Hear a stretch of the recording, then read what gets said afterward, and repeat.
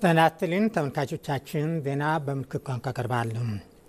የአፍሪካ ካሪቢያንና ፓሲፊክ አገራት ድርጅቶች ተለዋዋጭ በሆነ የዓለም ሁኔታ የአባል አገራትን ጥቅም የሚያስከብር ጠንካራ ድርጅት ሆኖ መቀጠል እንዳለበት ፕሬዝዳንት ታዬ አጽቀሥላሴ አሳሰቡ። 11ኛው የድርጅቱ የመሪዎች ጉባኤ ሀገርነትን ለማስፋት ትልቅ ሚና እንደነበረው ተገልጿል። በዚህም ድርጅቱ የብዝሃነት አቅም ያለው በመሆኑ ይህን አቅም ወደ ስትራቴጂያዊ ጥቅም ማምጣት ያስፈልጋል ብለዋል። ቀጣይነት ያለው ልማት ማረጋገጥ፣ የአየር ንብረት ለውጥ፣ የማይበገር ኢኮኖሚ መገንባትና ሰላምና ጸጥታን ለማስፈን መስራት የአባል አገራት የጋራ ትኩረት አቅጣጫዎች መሆን እንዳለባቸው ፕሬዝዳንት ታዬ አጽቀሥላሴ አስገንዝበዋል።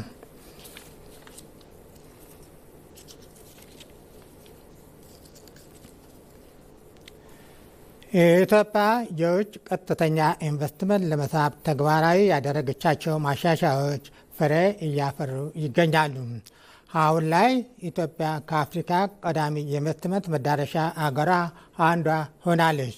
ከሰሞኑ የተፈረመው የ13.1 ቢሊዮን የውጭ ቀጥታ ኢንቨስትመንት የኢትዮጵያ ተመራጭ በግዙፍነት ያረጋገጠ ሆኗል። በኢትዮጵያ ኢንቨስት ያድርጉ አራተኛው የቢዝነስ ፎረም በታሪክ ትልቁን ስምምነት አስተናግዷል።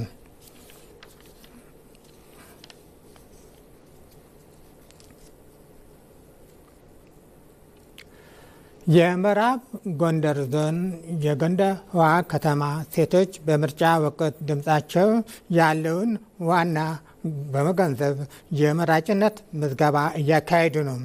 ለዜጎች መብት ለሀገር እድገት ቅድሚያ የሚሰጥ መንግስት እንዲመሰረት ዋጋ ያለት ድምፃቸውን በካርዳቸው እንደሚሰጡ አረጋግጠዋል።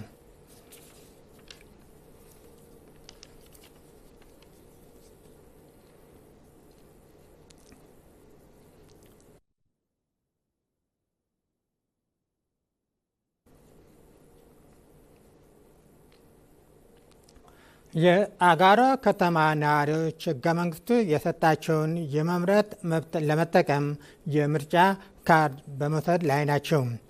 ምርጫው ነፃ፣ ፍትሐዊና ዲሞክራሲያዊ የሆኑ በስኬት እንዲጠናቀቅ የበኩላቸውን ለመወጣት ዝግጁ ሆነዋል።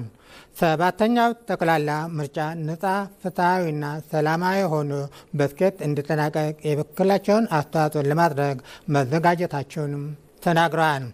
እስካሁን የምርጫ ካርድ ያልወሰዱ ዜጎች የምርጫ ካርድ ወስደው የፈለጉትን ፓርቲ እንዲመርጡ ነዋሪዎቹ ጥሪ ማቅረባቸውን የአጋሮ ከተማ ኮሚኒኬሽን ጽሕፈት ቤት ገልጿል።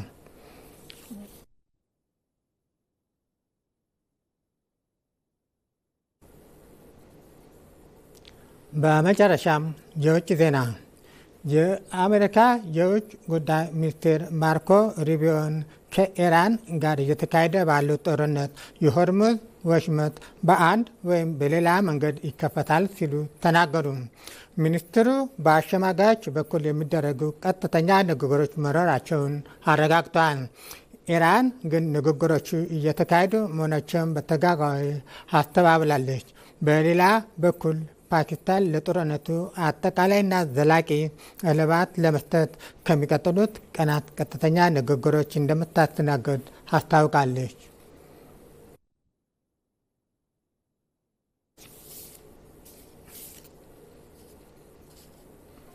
ዜናው አበቃ።